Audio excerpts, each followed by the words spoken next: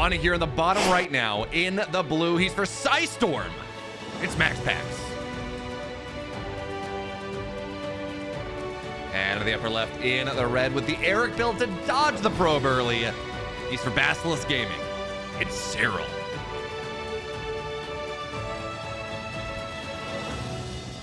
Now we just see the benefit of it. As we see another, of course, so when you do this, you don't just cancel gas once, you cancel it a second time. As I am sorry, once again, I keep forgetting to do this. I make a, there we go. I make a thumbnail. And it's great, it's fantastic. Like, okay, you know, and we turn off health bars for it, and then I forget to turn them back on afterwards, even as I tell myself I have to. And it does slow things down just a tiny bit, but as we get into this game one, I do want to talk about the Eric build just a little bit. Because it's cool, it's novel, maybe not as novel as it once was, but it's novel enough. And the Eric build, for those of you that are not aware, is when you cancel gas, you build an extractor, you cancel it to get up to 15 supply, you take your hatchery, you do it again, you get your spawning pool, and then you go from there. And there are variants about when you get gas, when you don't get gas. But the point is, and you'll actually see Serral doing this in every matchup. We saw him do it against Dark in ZVZ. We saw him do it against Bjorn and Clem in ZVT. But anyway, you can do it for different reasons, and you do different timings behind it. But in ZVP, you do it for one reason and one reason only, and that is for the early probe scout. You want to be able to get your natural at your natural, not at your third base, not at your other third base, not at your fourth, whatever you want to call it. You want to get it right there. Right, main base to natural, and this does a couple things for you. Not only does it kind of keep you safe from annoying things, not only does it keep you safe from, say, Adept Terrass later on, as that the Protoss moves into the mid game, but also it actually saves you money. And that seems kind of weird, right? It's like, well, it's the natural, it's the third. They go down at a similar timing. Yeah, maybe you lose like 5 minerals from having to pull the drone out a little earlier, but that only takes into account the first drone. So after the first drone goes down, it's, yes, I'm at my third base. That's fantastic. Well, every single drone that you have to rally from your main to your third at that point is going to lose money. It is not going to mine as quickly. You will lose out on maybe a drone's worth of economy over the course of, until you get your third base down. You start to put yourself in a happier position, as now Lings get their way into the main, and, well, it's going to be a scout. That's the big deal right there. Serral sees every single thing, sees the Stargate, and really, that's all that matters for the most part. But anyway, because the drones only have to rally to the natural, it's just a minor economic boon that Serral will find for himself. And hey, maybe it also means you get your Lings out just a little bit earlier. Maybe that was the difference between Serral getting that scout into the main and not getting the scout into the main, because MaxPax wouldn't have a full wall. Regardless, though, Stargate now just about done here. Serral's got his third base on location. And the third thing we have to talk about, as we talk about this, is you don't have to deal with creep separation as these two adepts now start to find their way into the natural right here, but there are plenty of Lings, so Serral will be fine. The other annoying thing about having to take your third base as your natural is creep spread, or more importantly, the lack of creep spread between that third base, or that natural, whatever you want to call it, and the main. It's a lot of distance, which makes it very hard for queens to deal with oracles, to deal with adepts as they ping pong between the natural between that third base location and your main. So by doing this, Serral ensures that he saves a little bit of money, and he also, of course, ensures that he doesn't have to worry about creep spread. It's just a little bit nicer of a way to play. But for now, third base now up here. No queen out of it just yet, but also no drones on location, so you're not really going to lose anything there, as now queens go forward, and with 2 and 2, this oracle realistically shouldn't get a lot done. It's going to shark around to the third. It's going to, oh, hey, there we go. It's going to get some larva, and remember, well, larva has tons of armor. Oh, it's going to get a drone here as well. Forces the gas cancel. Nice a little early damage there from MaxPax. Remember, larva have tons of armor. Spell damage doesn't care. Oracles can actually kill larva very efficiently, and especially if they're a cocoon and building something. It can be rather nice. As another oracle thinks about diving in, but unsuccessful for now. Just going to be warded out. Behind this, though, seems like MaxPax is playing pretty dang standard. Right, it's going to be 3 oracles for the moment. He can build a 4th. We're going to have to pay attention. But for now, he's going to get his 3rd oracle out. Twilight on the way. No robo. This is how Hero has been pushing the matchup for the last year and a little bit now. Now, Obviously, there are ways to play out of this style, and there are many different variants, but in general, this is kind of how Hero has been pushing the style forward. There's a couple more drones do go down there. Very nice MaxPax. Really, the way we look at this is a game that should look very familiar to you if you've caught any ZVP over the last 12 to 18 months. Really feels, it's weird though, we talk about that because, oh man, to me, it feels like that Hero style has been so new. Like in my head, it's still, this new thing, this cool thing. But we first saw it like really do, I mean, not even fair, like it was doing well before then, but we saw its first like major tournament example probably at Valencia last year. So that is about a year and a half ago when we talk about when it first started happening. But anyway, a little bit of pressure for MaxPax right now, and this is not that Blink Stalker idea that we were talking about. And in fact, we've actually seen a lot of stuff happen. Here's the stasis trap, gets half the lings. We've seen a lot of this kind of variant as another Oracle thinks about diving in, but only gets a single drone, where the Zerg is going to assume, you would think, that you're going Blink. That makes sense, right? That's just how Hero pushed the style forward for about a year or so. But instead, MaxPax isn't going to do that. Yes, he does have Oracles, and that's fine, but this is going to be Charge Lot Storm. Robo's going to get added in. It's not going to be a fair big timing, though. I don't think. It doesn't really, especially with the 4th base on the way, we don't see MaxPax really posturing to go and hit a 7:30 timing, 2 Archons, 16 to 24 Lings, or 16 to 24 Zealots, something like that. No, he's getting himself set up here for the mid game.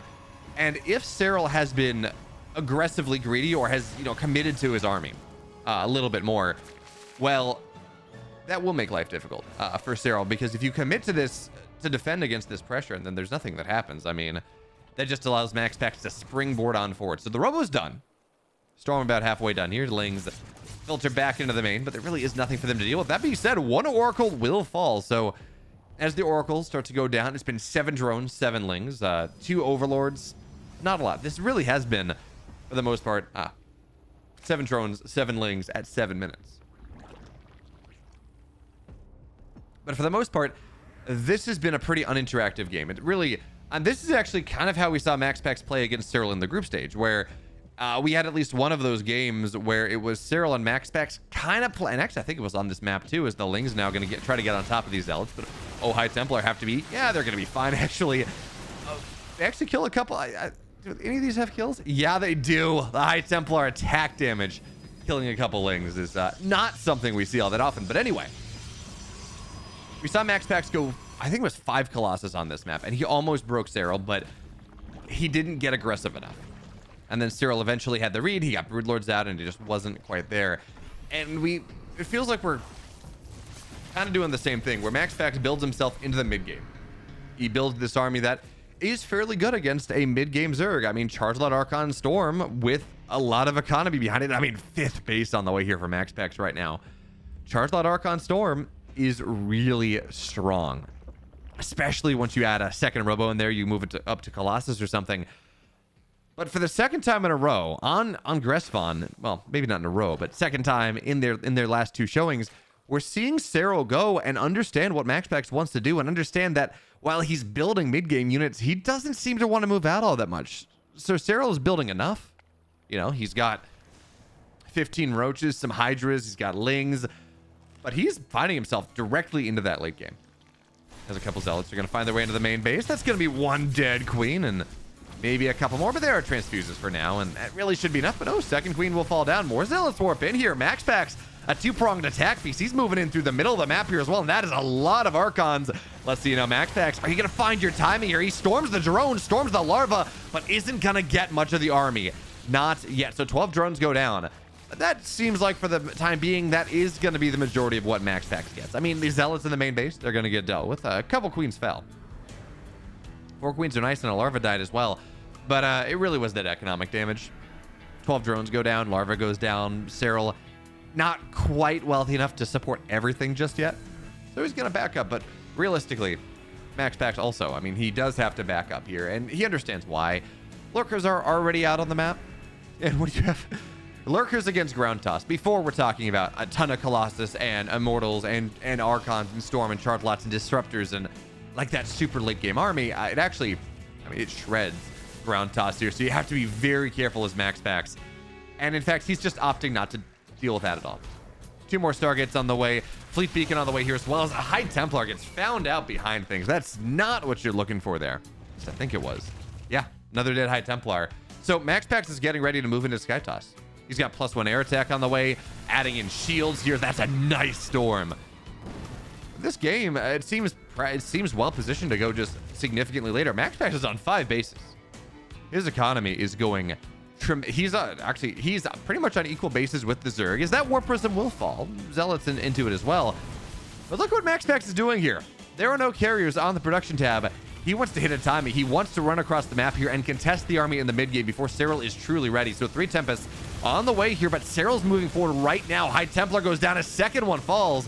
There's like 1 storm in this army right now, and Cyril taking advantage of this timing, of this opportunity where MaxPax isn't ready yet to move across the map to put pressure on this 4th base of MaxPax.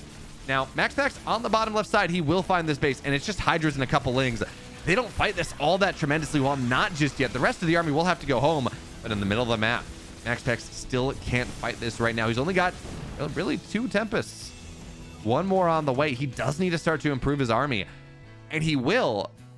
But that timing that Serral found, he did punish a little bit. Now, of course, the other thing we have to point out here is that Serral, he's adding a second Spire, of course, but he's adding, he's adding a greater Spire. So he will be moving into Broodlords at some point. But Tempests are already on the field. Serral needs Vipers, he needs Infestors, he needs that next round attack, and MaxPax's army right now, especially once that mothership pops out. Now, granted, it takes a long time to get that mothership, so I don't know how relevant that's going to be necessarily, but theoretically, this army that MaxPax has built for himself right now is tremendously strong here. So the Lings, they're going to try to get on top of this Nexus. They shouldn't get the kill. Yeah, they're not. Archon's just too powerful, but this timing for MaxPax right now, with the Tempest, with everything else, it can be tremendously powerful. But again here, we're seeing MaxPax, you build this army, build this timing that he could kill, or at least hurt tremendously Serral quite a bit, and then he just doesn't go for it. Then instead he wants to deal with something else. He just kind of sits back and lets Serral build the counter to his army, and now MaxPax is going to lose this north side base. The roaches don't matter anymore. Their job is to die and find value in that exchange, so that base will go down. Serral's very happy with that exchange because now he can move into Infestor play. He can get himself okay, he does have Corruptors, but he can get himself Broodlords. He can build all that he wants. Here's this Nidus on the north side. It's not going to get much of anything done, and I think the Nidus on the south side should get found out pretty quickly as well. So those attack patterns that Serral's been looking for aren't really going to be all that much, but MaxPax thinking about putting pressure in now. But look at this army. It's 13 Lurkers, 13 Corruptors. This is a hard army for MaxPax to fight into right now. Again, he's had these slim timings, and he just hasn't hit them. And now Tectonic Destabilizers getting added in, but that's going to be another thing that MaxPax is waiting for. +3 or +2 shields. They're eventually going to happen, but they're going to be rather late. Nidus pop north side. Fungal lands pretty nicely here, but the Storms, for the most part, are going to be on these Corruptors. Archons run forward here as well, but you got to sit on top of them, and oh, the Lurkers. They're doing so very much. So MaxPax gets out. He doesn't lose a Tempest, or if he does, he loses like 1 or 2. Problem is, Archons took beefy shots, and you just need to be prepared. You need to be ready for that. And that should, MaxPax, again, I see the way MaxPax is playing, and I hate to be so maybe critical is not even the proper term, but I see the way MaxPax is playing. And this is not just this series, this is his previous series against Cyril as well, and I look at it and I'm like, he is doing everything right, except he's not doing anything with it. Like, when we saw Classic beat Raynor and we saw Classic beat Serral, Classic was building these armies, he was building these compositions, and he was hitting his timings. He wasn't hitting his timings, then not doing anything, because he was too afraid of moving on to Cyril's side of the map. And I can understand, by the way, that moving on to Cyril's side of the map is a terrifying thing. Like, it is not fun to go on Cyril's side of the map and deal with that, to deal with reinforcements, but you give Cyril time, you give him 30 seconds, you give him a minute, and he will have the answer to you. There's a reason that he's won 90% of his PVCs since the start of the year. He has the answer to everything.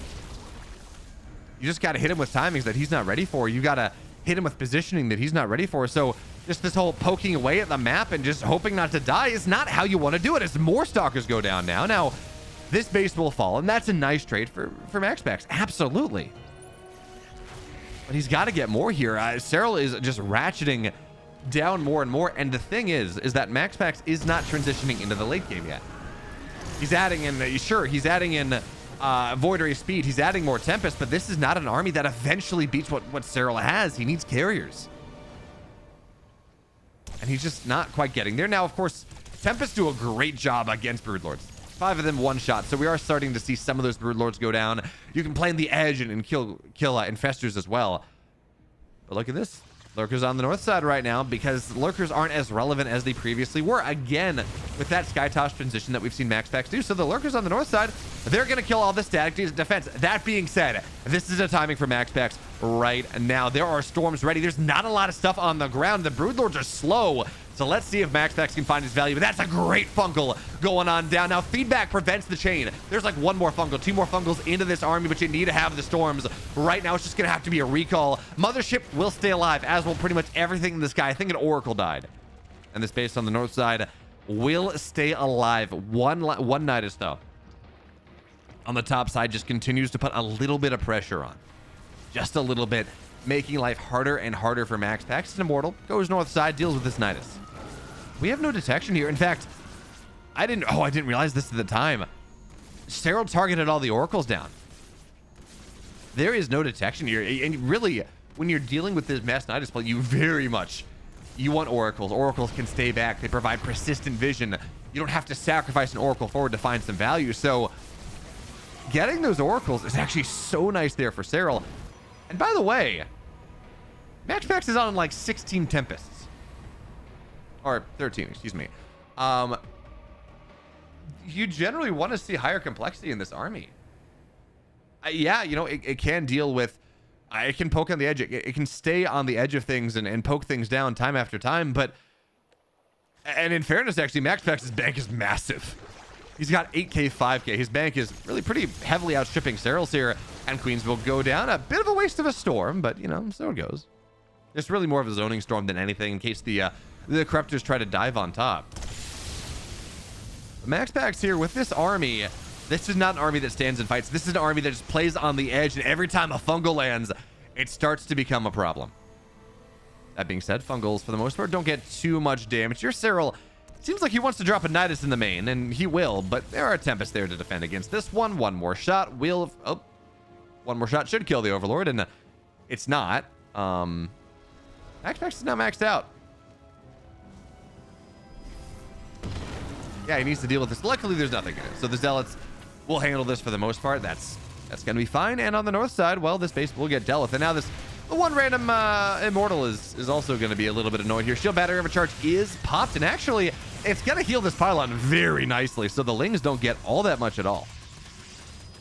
And now they're just going to start to shell away at this gas a little bit. But MaxPax, for the most part, he's okay with losing a couple minerals right now. His resources lost is actually doing better than Serral's is, and his economy is going like gangbusters. He's at 10k, 6k, just about. Like, his economy is doing very well for himself. But you do want to see him, again, it feels like you want to see him be a little bit more active on the map here. And opting to play late game against Serral, I understand that this is aggressive on, and it is hard to play late game, to not go to late game on Gressfon. Even still, playing late game against Serral is not something anyone wants to opt into. Even still, Nidus on the top side here. More and more Lurkers are going to show up to finally break this base. And it's going to be a recall. No, it's not. There's not. Well, actually, no. There is energy. That was overcharged. So 13 probes go down. Recall there. Army in the sky. It's going to be one dead Lurker. Second one. There's no detection here. High Templar are going to get shot down if Serral's not, or MaxPax isn't paying attention. He's going to lose one High Templar. Second one barely stays alive. And all of a sudden here, 13 workers go down. You get a High Templar. If you're Serral, you're ecstatic about this one. And this army on the bottom left side, it's also not really in position. So it's going to have to be another cancel here. MaxPax, he's got money. But he does have to start dealing with this army of Serral. And Serral's just kind of splitting the map better than MaxPax. He's just playing the map better than MaxPax is. even as, again, MaxPax has superior trades, even as MaxPax has a superior bank, there's only so much you can do. And look at the income right now, right? MaxPax, yeah, he's got 10,000 minerals. He's got 6,000 gas. His income is about a third to half of what the Zerg has. Despite being on equal worker count, his bases, the main bases that he has, are starting to get pretty tapped out here. And the other thing we have to consider, of course, is his army value. MaxPax has an army, really just one army in the bank. Get a bunch of zealots afterwards, but primarily this is just one army that MaxPax has to deal with. And that means that, you know, he can't do what he would like to do, which is YOLO across the map where you take an awesome fight and go from there. He just won't be able to do that. And this army is not an army that can do that anyways. It's 11 Tempests. 11 Tempests do, I mean, they fight, we were talking about this, they fight on the edge just fine. They do not take pitched battles here. As now, one Voider is going to return, one Voider is going to arrive, but it's not enough. The Queens pop out right now. And now, outside in, here comes Serral into MaxPax's main. That's going to be a dead Void. Storms are going to go down, and the Queens will get targeted down here very quickly. So this will get dealt with. But every time this happens, it's just a little bit more damage. It's a little bit more value. And MaxPax will kill that. Okay, there we go. But the Broodlord's on the north side. And this is actually a base that's pretty full. That's important to point out as we talk about how MaxPax's economy, he doesn't have a ton of workers mining on relevant patches. That forward base is pretty important. It still is 8 mineral patches on. It still is an army that MaxPax can mine out of pretty efficiently here. So for now, we're going to see pressure on the north side. A couple ultras here. Again, really nice against this ground army that the Zerg will build against the High Templar. Because again, it's 2 immortals. It's Archons are nice, but it's not a ton of immortals.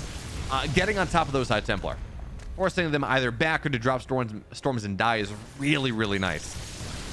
And of course, it can kill bases as well. So again, oh, that's a big fungal. Now we get to see whether it can be chained. For now, that's a slow zone, but it's not going to be enough here. Everything is just, it's going to go down here. Shield batteries are there, but the overcharge isn't in time. And now the mothership is going to fall down here pretty quickly as well. All the Tempests are dead. At least the good majority of them, at least the Tempest on this side. So the mothership is dead. And now here come the Broodlords. Nothing contests them without the Tempest on the map. So 5 Void Rays on the way. MaxPax on counterattack, but there are... MaxPax doesn't have enough oracles. He's lacking in vision here. The counterattack's not going to do much now. Zealots in the main, but there are ultras here. They're 3-3. They are fine. 3-5 actually. Excuse me. These ultras are fine. They will deal with infinite zealots.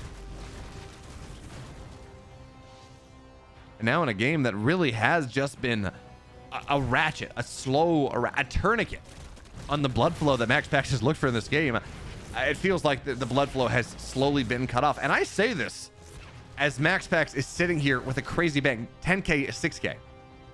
But remember, 5 minutes ago, he had a better bank than Serral.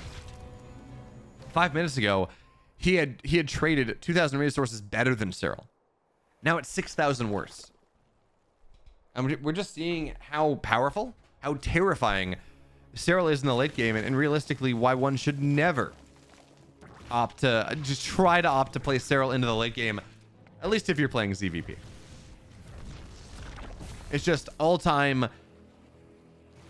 I mean, he's the all-time greatest late game ZVPer that we've ever seen. So opting to do that for MaxPax is an interesting decision. I don't really. And again, this has just been the case of MaxPax that we've seen for a couple times now, where he builds himself into these timings. I mean, that Tempest timing was pretty cool if he'd hit with it. But then he just pokes around, and eventually Serral has the response, and MaxPax isn't just ready. Now we get to see what happens when Fungals are here. Storm goes down, and actually that's a lot of damage on these Infestors, but here come the Broodlords shelling away. They're just keeping everything back, and the Storms are just not good enough. So now High Templar will fall. Carriers, oh, there's a single carrier. Who cares? It doesn't matter. Not at all. And there's the Abduct on the north side. That's going to be another dead Tempest. Carrier on the bottom side will fall. And I'm not really sure what MaxPax is supposed to do at this point. This army that he has built, it's so reliant on keeping everything zoned out. But now the Broodlords, there's no answer to them. The Tempests are technically here, but there are enough Corruptors in the sky, and they have enough upgrades that the Corruptors can just kill everything on the ground.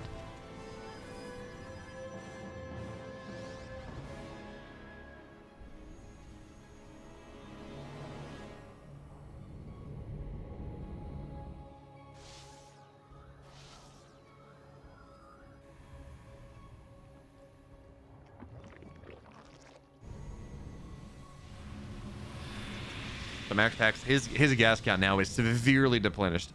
Once upon a time, it was 7K. Now it's 3.5. And again, as we look at this army value, that is less than his army can afford. That is less than the cost of replacement. So MaxPax, he's going to have to establish another mining base. The bottom left side, maybe. The bottom center base. But he's been trying to get that one for forever. And as he tries to take that, well, pressure on the north side. Broodlords are here. And yeah, you know what? Void Rays can be very, very good against this, but not if the fungals hit them now. So Archon's now moving forward. But the infestors are not quite where they need to be just yet. Long-range fungal. It makes sure that the infestors, or excuse me, that the Archons don't join the attack. But that was a lot of Broodlords going down. 4 of them fall. That's something. And if MaxPax can take the fight here, if he can go in with these Void Rays and avoid parasitic bomb fungal combinations, he's gonna be kind of happy. He's gonna be able to take this fight. But the moment that the parasitic bomb fungal combination hits, MaxPax just has to run. He's just gonna have to back the hell on up because he just cannot take the fight anymore. Actually, he's gonna have to recall. We're also at the point where it feels like you might like to see a mothership, really just to give you not to keep it with your army. I mean, cloaking is nice, I guess, but more importantly, just to give you a second recall, whether that's aggressively or just to get out of dodge, to be able to play more aggressively, regardless of what it is.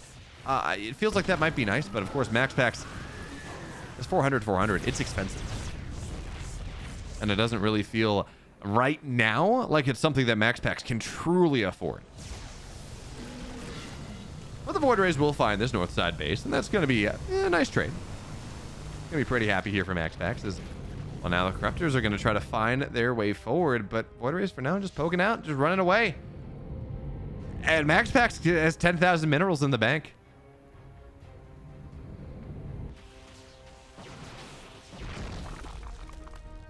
You know, it's not... Again, I'm not worried about the mineral count, though. I really am, more than anything, worried about this gas count that MaxPax he doesn't really have. Serral's got 9,000 in the bank. MaxPax has 3.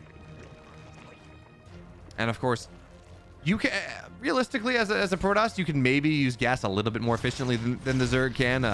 Lots of 333 charge lots, maybe a little bit better than masses of well, realistically, adrenalings are pretty nice. Regardless, though,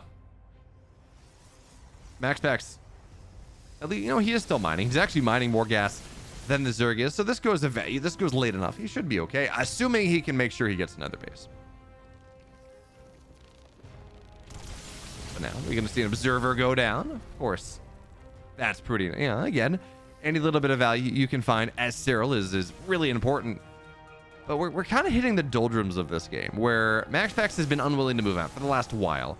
Cyril hasn't been. Cyril's been finding some pretty effective harassment, all things considered, but not able to really crack MaxPax in any meaningful way.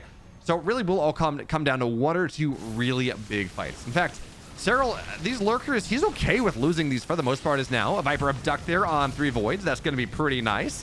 Again, any value that you can trade out is a really solid move. But now the Vipers, they got to be careful. Archons and Tempests are going to try to find their way in from the fray. But on the north side, from the top rope here, Infestors are going to look for the fungal, but they're not going to find it yet. And now there's a feedback. There's a storm.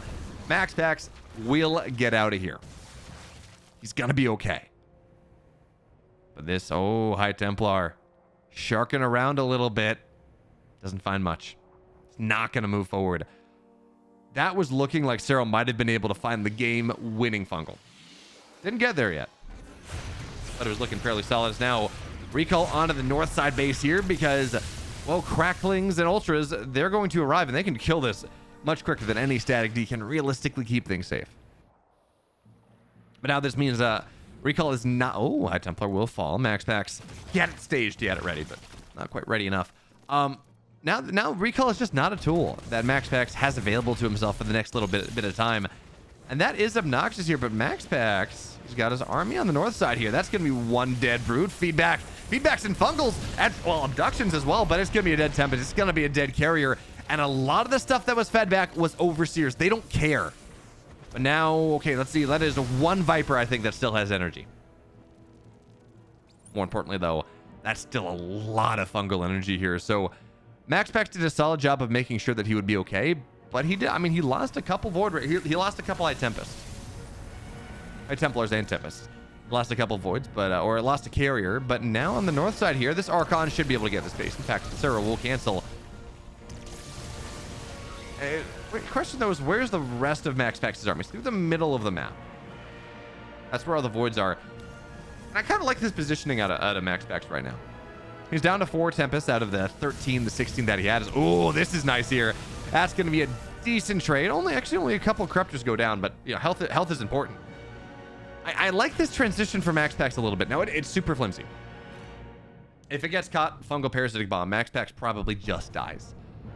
But if he doesn't, if he's able to stay alive, these Void Rays are so mobile on the map. They do allow MaxPax to try to take the north side, try to take the south side, and kind of play in the middle and be very reactive to what Cyril wants to do. But for now, well, these Broodlords on the north side, they're going to start to shell away just a little bit. MaxPax, is this when you bring your army together? That's the question. Are you finally going to be willing to take a fight? Your gas count, despite mining more than Serral, has not been increasing over the last 5 minutes or so. He's got 11,000 minerals in the bank, but Serral's got 16.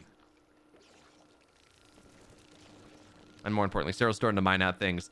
These drones very quickly in this game will start to be kind of useless. And Serral's only on 29 of them anyways, but again, very quickly here, we're going to see him turn them into more static defense, make it even harder for MaxPax to push through. So Serral on the bottom side here with a lot of, I mean, yes, Ultras are fairly gas intensive, but the rest of it, I mean, they're effectively free. Just a bunch of Lings. As now this High Templar will go down. Storm's just not cast whatsoever. This base will fall. MaxPax doesn't care all that much, but now Serral gets a Tempest as well. And the army is going to have to retreat back home. That positioning that MaxPax wants to have on the north side to make sure he gets that north side base, it's hard.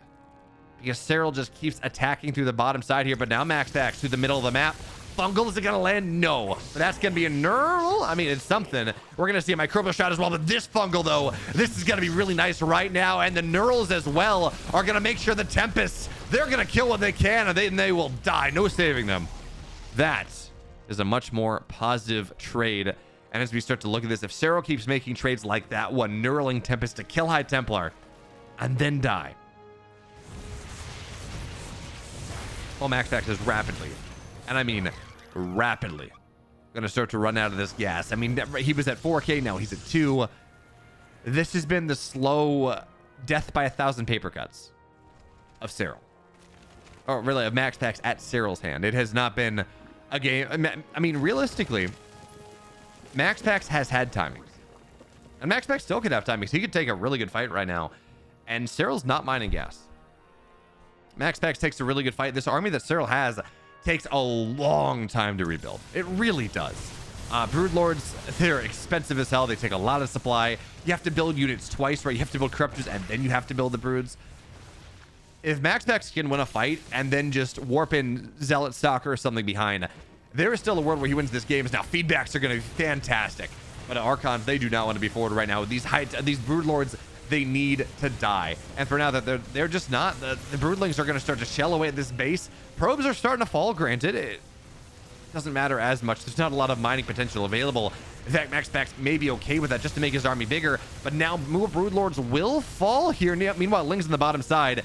This is why late game can be so difficult here. As well, the Disruptor just can't join the fight, but this might be a blessing in disguise. MaxPax gets so many Lings on the backside, but there needs to be more now. Void Rays on the north side here. Fungal is going to land on half the units. Void Rays, for the most part, should be able to get away as they split and they split and they split. And this is actually a fairly good trade here coming out of, really coming out of MaxPax. He will lose 2 or 3 voids, but that is not all that bad. More importantly, though, on the bottom side, in his natural, he's losing tech.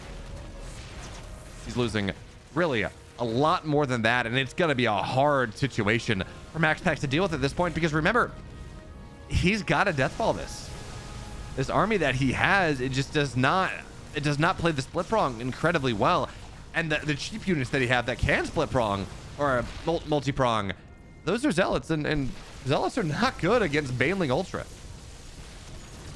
And that, again, that's the other issue. There's not a lot of gas available for MaxPax anymore. He really has to be careful about this. The Storms will land. Lings are going to get shredded here, but you need to keep the Archons as healthy as possible. You really do. They are by far the most important unit in this composition, or at least one of the most important units in this composition. They prevent Banelings from getting on top of your High Templar. They prevent Corruptors from diving on top of your army. They do a really nice job against the Ultras.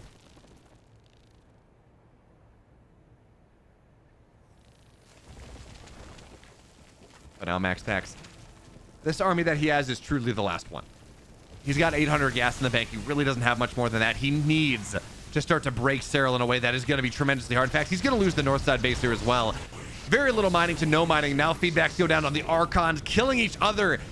And that's a problem. We talked about this. Archons are by far the most important unit in this composition right now, just for the zoning potential that they provide. And with only 3 or 4 of them, this becomes a tremendous problem. And now MaxPax does not have a lot of mining anymore. It really is starting to struggle in a way that this has been true for the last 20 minutes of this game. MaxPax, again, he had those timings that he could have looked to hit, but he has not been able to even get close to breaking Serral. And that is just one of the things. Apparently got a Phoenix at some point. But when we talk about Serral, we talk about his late game. It's like watching Maru play late game TVZ. It just looks impenetrable sometimes, and here we go. That's the fungo you're looking for. 2 High Templar two Tempests go down. And now this random Phoenix should just die here as well. Yeah, spores will kill it. Okay. Meanwhile, Serral, every time MaxPax moves onto his side of the map, he's got a backstab somewhere. He's got Lings into the natural. He's got this power. And that's going to be another dead void. So at this point, one fight. MaxPax needs to win multiple single fights. Just win the next one, and the next one, and the next one. But he's not allowed to move on the map. This Ling run by, these Ultra run bys are causing problems. Meanwhile, in the middle of the map here, that fungo's going to be really solid. Now, storms are starting to land, but the knurls on the carriers are beautiful, and that means everything on the ground is going to fall down right now here. The Void Rage, though, they're going to try to join the fray, and let's see how good these fungos are. Parasitic bombs, there we go. Serral just doesn't make things work. He just doesn't give you the opportunity. And Serral kills it. Serral kills MaxPax. That's going to be game 1. In the upper left now, in the red. He's up a game, just relentless, incredible, perfect late game. It's Serral. And at the bottom right, in the blue, the Danish sensation, MaxPax.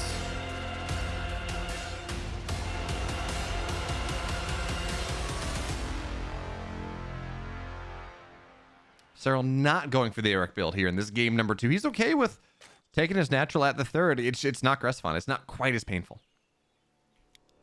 But anyways, as we get in here into game number 2, I'd like to remind you all that if you want more games with Serral and MaxPax and Maru and Beyond and Raynor and Cure and all of these awesome players, you should hit the sub button next to this video, because every single day of the week, or at least most days of the week, you'll get those games. Best of 3s, best of 5s, or best of 7s of these awesome games. We got a whole backlog, and again, they do go out every day. So hit the sub button, like this video. Hopefully you liked it. You're in game 2 already. That was a long game 1, so hopefully you like it. And let me know what you think we need to see MaxPax do differently in that game 1. And to me, it feels like MaxPax is hitting his timings and then not executing on them, because it feels like he's just maybe a little bit too afraid of what Serral can do. And then Serral, of course, responds, and then you're dealing with Serral in the late game. And there's a reason that Serral only loses 9% of his games against the top 8 Protoss players in the world. There's a reason that he only loses 6% of games against the top 10 Terran players in the world. The man is kind of a freak. And the late game is absolutely his bailiwick. Just, yeah, you can hit him with timings, you can fool him a little bit, but when it's the late game and it just converges to optimality, Serral is more optimal. Serral is more Serral is realistically, he's able to just be more perfect than anyone else. And that sounds being perfect, right? It sounds a little crazy. Doesn't really feel possible, but I'm telling you, I mean, we've seen enough near perfect late games from Serral that it does sometimes feel like it's the only thing that we can use to describe him. So with all that being said, what do we want? What do we want to see from MaxPax in this game number 2? Maybe stay ground. Maybe stay ground, toss up to 4 or 5 Colossus, but hit your timings. Commit to it. one way or the other, force Serral to not go into that late game. Keep him on the mid game. Even if he gets up to Hive, and that's fine, and that's fantastic, whatever. Don't give him free reign to move into Infestor, Viper, Broodlord, whatever. Maybe give him one spellcaster. Give him one angle of spellcasters.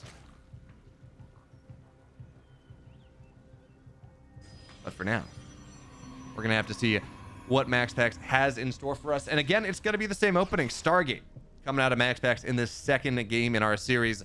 As he's going to complete the wall. But what we're looking at here is a couple things. These Lings, they're going to try to cancel this third base, but no dice there. It's going to be okay. We're looking at a couple things. When we look at what MaxPax wants to do. A, Twilight timings. When, where, how, wide, what? Do we see that? Second question, do we see a Robo very quickly? Or is it Twilight a little bit longer? And then if it is Twilight a little bit longer, is this charge? Is this blink? Those are the questions we're going to be asking ourselves. But for now, one drone will go down on the first Oracle. I got a couple Lings too, so hey, something.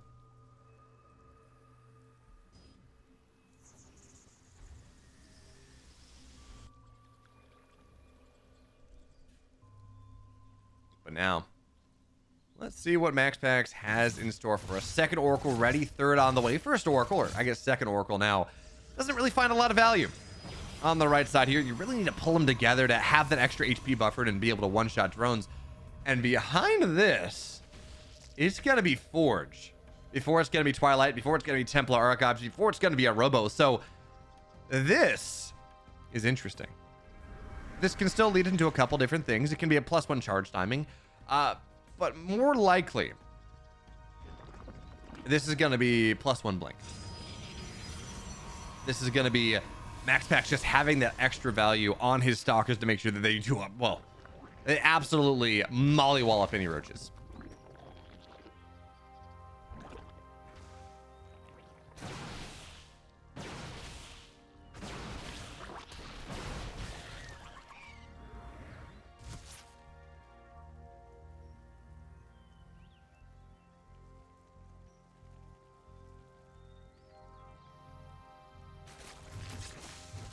Let's see. So for now, MaxPax, again, just harassing a little bit. But on the left side, on the bottom left side, this is where life gets a little bit fun. There's no blink on the way, but MaxPax is just pressuring this fourth base as much as he can. Oracle on top, but oh, nice job there. Serral on the backside. He pops the stasis trap. And actually, the Ling, there's nothing even stuck there because the Ling goes down. But the stasis trap getting popped effectively means that MaxPax cannot put that pressure on nearly as easily anymore. He needs to bring all the Oracles together. And he does pretty significant damage. But even still, now more Oracles are going to join the fray here. And this fourth base is still under threat. Serral, though, fifth base on the way. He doesn't really care if he loses this. It's going to be okay for the most part. And another stasis gets tapped here. So again, MaxPax has to back up. His +1 is not done. And by the way, this is charge, not blink. So these stalkers right now is about as effective as they ever will. They really realistically ever will be. But again, I do want to see MaxPax, if he is going for this Charge Lot Archon Storm type of idea, I want to see him move with it. I want to see him get aggressive with it. Like, but he's not again. I mean, the fourth base is already halfway done. This feels like a mirror image of game number 1. And yeah, you know what? You can get aggressive off of a fourth base. That's fine. But MaxPax, a Zerg like Serral is so good in part because, so backing up a second. Common knowledge says that if you want to beat a Zerg, if you want to win against a Zerg consistently, what you have to do is you have to make them uncomfortable.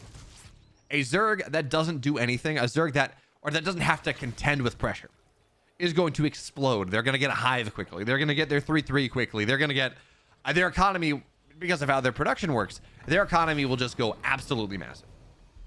And it is really, really hard for you to deal with them at that point.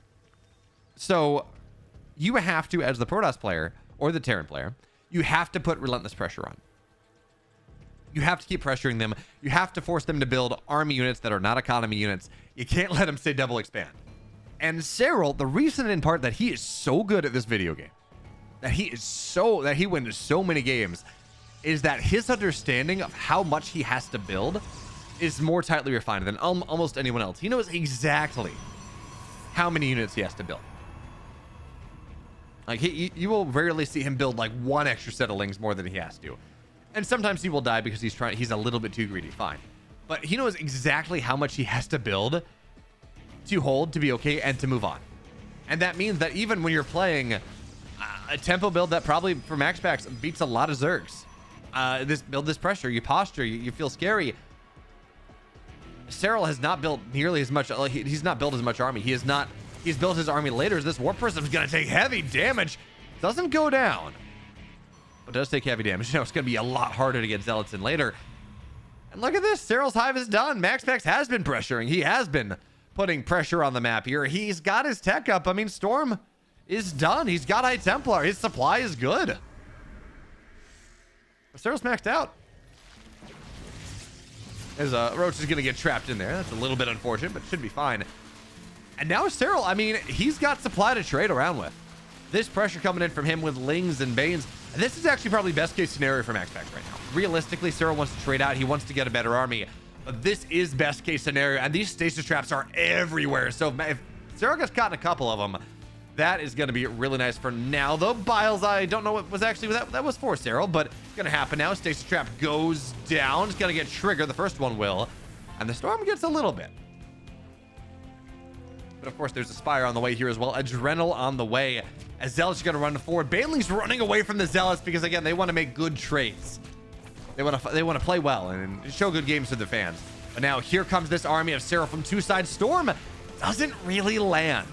But more are going to start to join the fray, and they're funneled in.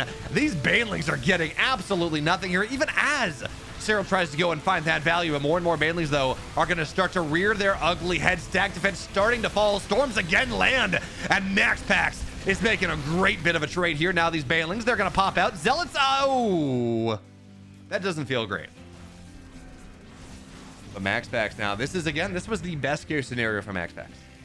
Serral attacks into him.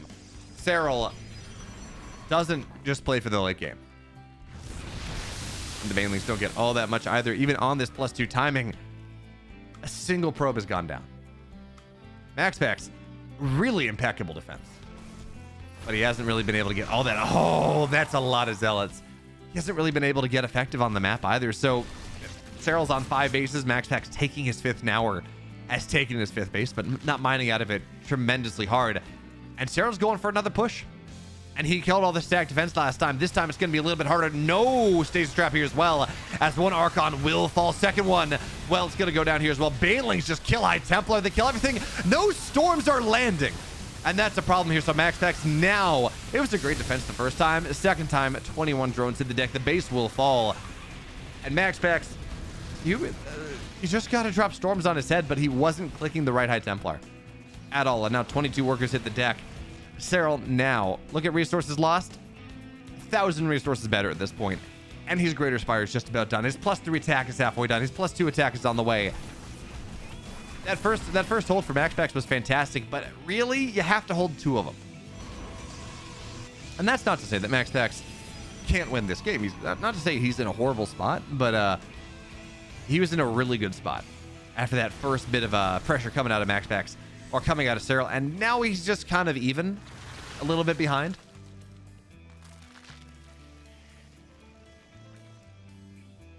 Let's see what Serral's going to do. So now that he's taken out the 4th base, he's going to try to get the 5th base as well. There's so many Zealots in this army. The Banelings right on top of him. They can't take the fight. Now the Banelings continue to run on forward here, and a lot of these Zealots will go down. Staggered as they are now for the backside as well. The rest of the Zealots will fall. And now Stalkers, they got to blink backwards, blinking for their lives. That means the Archons are exposed, but Lings are going to join the fray, so that's not really going to be all that much. But now MaxPax, he's on 3 bases. And this staggered fight, 2-3 fights in one fight that we saw Serral take all of a sudden. MaxPax is in... So, first fight he takes, MaxPax, great spot. Second fight he takes, MaxPax, 5% behind, 10% behind. Third fight he takes, Serral's kind of winning the game. And now the Banelings in once again, but the problem is there are no probes. More workers died, but MaxPax didn't have a ton of workers at that 4th base, so there was not a lot to kill. And now Serral, he's gonna have to contend with some pressure. MaxPax has to get something done here. But this Lingbane army that Cyril's at, I mean, he's showing us in part why it's hard to put pressure on Cyril. Even as much as I'm talking about wanting to see MaxPax be the one that gets aggressive and be the one that that attempts to keep Cyril back at home. I mean, in fairness, Cyril decided to get aggressive in this game. MaxPax really wasn't leading tempo. But now these are 3-3 Adrenal. These 3-3 Cracklings or +3 Cracklings are going to find their way into the third base. 17 probes go down. Meanwhile, pressure at the top side. MaxPax is kind of dead here. It's 193 supply to 109.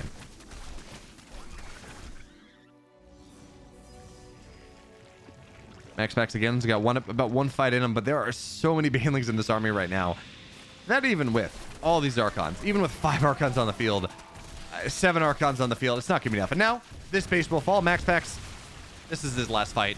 Let's see what happens. The Stasis Trap doesn't really do all that much. So is his force field, which I guess is nice here. Banelings crash in. The Archons will fall. And Serral, 2 games to 0 here. Looking pretty damn strong. Game 2 goes the way of the Finnish Phenom.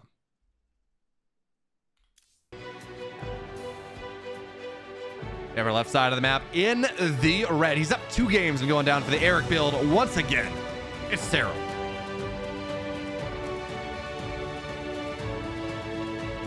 And in the bottom right, in the blue, down 2. MaxPax.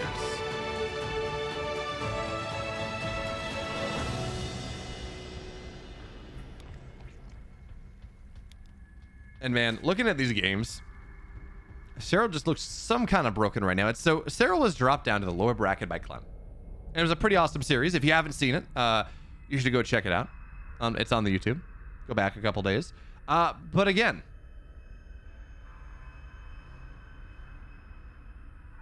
you know, Serral gets dropped down to the lower bracket.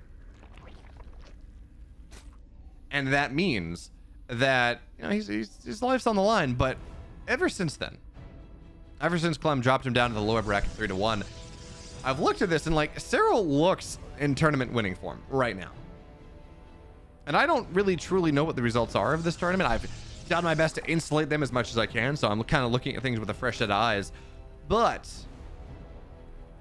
we saw this series that Serral played, the other series that Serral played in the lower bracket, and pretty much every single one, he just looks dominant. So I would not be surprised. I mean, you can talk about PvZ all you want. Realistically, it's not PvZ that's the balance problem right now. It's Serral.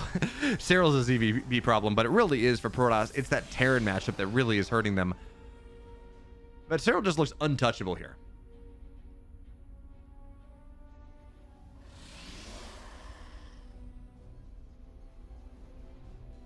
But I really do want to see MaxPax.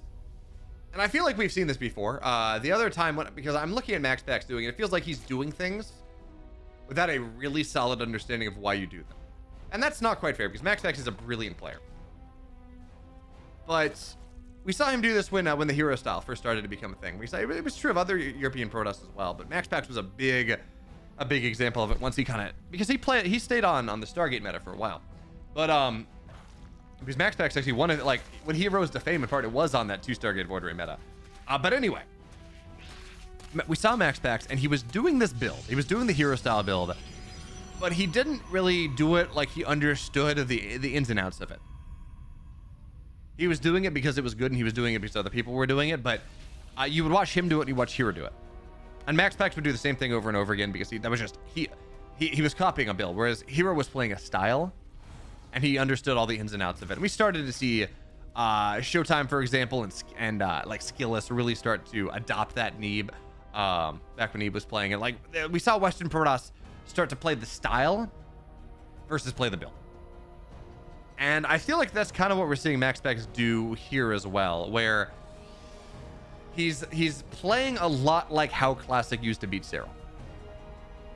And Reynard, for that matter, but you know, he sees that, okay, this is how Serral can lose. But he's not doing the small things that allowed Classic to actually win. He's not hitting the timings. He's not forcing Serral to, once Serral gets to Hive, he's not forcing Serral to not spend his money on Hive units because he doesn't have the time or he doesn't have the money. He's not relentlessly keeping pressure on Serral. He's not doing these things. He's not hitting his timings. So, like, for example, Classic, I don't know if we're going to see Colossus this game. Classic beat Serral in a game because he got to 5 Colossus and immediately pushed. But Colossus, like, going Robotech units for the most part is a timing. Once the Vipers come out, and certainly once the Greater Spire comes out, they're not very good. So he gets his units out, or it was like, I think it's +2 timing. He runs across the map with his +2, his Colossus, extend thermal lance line, and did a lot of damage, and forced Serral to play the game that he wanted to play. We've seen MaxPax do that. We saw the game on Gress spotting. Granted, no Colossus were made, but we saw that in the group stage. And then MaxPax says, that's fine. I'm just going to sit here. And I'm going to let it go late. And then you realize that, well, you're playing Serral and ZVP in the late game. You don't want to do that. So I would like to see... I don't know if flexibility is the proper term. I don't know if... maybe a little bit more understanding. I don't know what the proper term is, but regardless, I'd like to see MaxPax play with a little bit more fluidity, and getting 6 workers here with the Oracle shading into the 3rd as Oracle's going on the main base is a start. Right, that's something. That is MaxPax playing a little bit more with a little bit more speed, a little bit more tempo, and he's going +1 blink this time. This is the OG MaxPax style, or OG hero style, really, that took the world by storm last year. So we have to see whether it's going to work out this time as 9 drones go down. So for the first time in this series, MaxPax actually gets some damage done. And he has not been able to do that with any consistent way for, like, really this entire series. It just has not been all that close. It's been him hitting these timings and building these armies and not doing damage to Serral in the slightest. So 9 drones. That does slow Serral down just a bit. That does cut into his economy just a tiny bit here. And Blink's on the way. Blink's halfway done. +1's halfway done. And MaxPax is transitioning, by the way. This is not going to be your pure hero Skytoss, swarm toss idea. He is getting a robo behind that. He's getting a second forge behind that. This is modern. If anything, this is modern hero style. There's a couple more drones go down. Very nice there, MaxPax. And Hasbooby, thank you so much for the 20-month sub. 20 months in a row. That's awesome. I really appreciate it. But yeah, so this is more modern hero ZVP, right? Where he opens with Blink +1, fine, but he does go into a second forge into a robo, a little bit slower than some other Protoss players might, but he still does go into it, and that does give him a little bit more flexibility. But for now, you know what? I almost feel like I would like to see MaxPax take the forward base and go Blink Stalker Colossus. That actually can be a really powerful move on this map in particular, because you have this map can almost turn into a MOBA. It can almost turn into Dota. And we saw this with Hero versus Mara the other day. There are kind of like 3 distinct pushing lanes. There's a left side, there's right through the middle here, and there's on the right side. And if you take this in the middle, you kind of you establish this ability to go and push through the middle of the map and kind of unlock a lot of attack angles and make it very hard for the Zerg to defend. We're going to see whether MaxPax can find that. For now, he's going to get a queen. That's very nice. Now Blink's back. And again, this position that he's found on the bridge, well, Serral cannot engage into that right now. So MaxPax will continue to move forward right here. Charge on the way. And here's the big difference. Warp Prism is on the way. MaxPax, though, he's got to be very careful. He's got to find the spot. Now he will. He's on the bridge, but it has to be a recall anyways. Serral with the surround there. He's got to get an Oracle. He's got to get a Stalker. And this pressure position that MaxPax has built for himself, it's done. It's gone. But MaxPax, now there is a 4th base, just about done. He's got Zealots warping in. They don't have charge. They're about 20 seconds out. But +1 armor, +2 attack, both on the way here. More Oracles getting added in to go on back up to 3 as these Zealots, actually, they're going to give a pretty even accounting for themselves, all things considered. Yeah, they get surrounded, but, you know, at least they got +1. But Serral, for the most part, he handles it all. He's aware of what's happening. Meanwhile, families are going to try to morph on the north side, but it's not going to get all that much done. Let's see if MaxPax... Let's see if he can do a little... Again, every single time he tries to do something, it has been Serral, the one that has been just defending so well here. But now Warp Prism into the main. These Zealots will get out. And that's actually going to be a bunch of Jade Queens. They don't have a ton of energy. But MaxPax, he can't really pair it as well as he would like. He's trying to move on to the north side here. And actually, he will. Zealots into the 3rd base as well. Finally, MaxPax is finding his opening. He's finding that avenue. He's finding that multi-prong harassment here. Blinks backward. Stasis Trap's going to be very nice. Base starting to take damage here. The Roaches as well. But this is these are 1/1 Stalkers. They fight the Roaches tremendously well here. But MaxPax, he has to be careful of the timing when the Stasis Trap it really will pop. So now the Zealots in the 4th base and the 5th base in the main, they have been dealt with. And Cyril brings his army together right now. The Stasis Trap doesn't really land. Second one, a little bit better here. Third one gets nothing, and now MaxPax, he's got to run. He has to run away, and the Oracles, their Pulsar beams are not triggered here, and MaxPax is far away. No recall. He's going to lose a lot of those Stalkers. This timing, he's again not able to snowball, even as Zealots try to find their way onto other sides of the map. Banelings and Lings are there to defend. MaxPax found that one avenue, that one opening, and it was good. It really was. But we need to see him do it again. We need to see him find more openings, set up those multi-prongs once again. But at least we're seeing him transition. He's got +2 attack. He's got +2 armor on the way. More importantly, he's adding Colossus. And here's the thing. There is no Hive. There is no Infestation Pit. Serral is on the mid game. He has to be because of what MaxPax is doing. And if MaxPax can get himself, I'd love to be on double Robo right now, realistically. But if he can get himself up to like 4 Colossus, get extended Thermal Lance, maybe get +3 attack, if he can get all that stuff timed out well, this army that MaxPax, that Serral is building, it absolutely can die. MaxPax has to be careful in the time being. This base is in a bit of a pickle here. That's a great, oh, that's such a good stasis. And now let's see if this is going to work out here. Serral continues to run forward. It's 1 Colossus, no extended Thermal Lance, no Warp Prism to keep things alive just yet. And now, I mean, Serral's just going to wait for this stasis trap to end. For now, Stalkers blink forward. A couple units are just trapped. But this is still a scary position right now. All the stasis traps are going to end at once, and there's only 1 Colossus in this army right now, so they're not going to kill a ton. Meanwhile, Lings and Banes find their way into this side base, but now Zealots on the north side as well. But Banelings on the bottom side here, 10, make it 22 probes. And again, we're talking about how MaxPax has been looking solid, and he has. Serral just finds the value. He finds the damage every single time. And now he's up 50 army supply.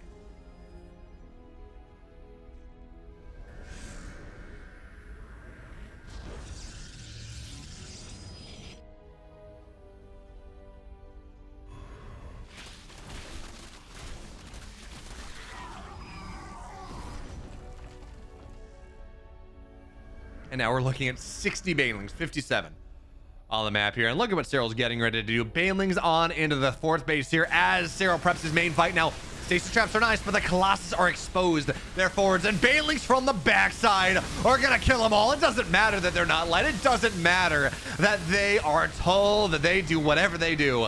They're going to get slapped down anyways. Banelings from every single side. And by the way, 14 drones, 14 probes hit the deck here as well. MaxPax has no economy. He's got no army anymore. Double the army supply from Serral at this point. The last Colossus, even with shield battery overcharge, should go down. The Roaches get right on top of it here, even with their upgrades. Actually, yeah, maybe he's gonna get out. Okay, but yeah, MaxPax is dead, and Serral moves on. He's got a date with Maru in that next round. Ooh, second Serral Maru series here in Masters Colosseum. Oh, it's gonna be good.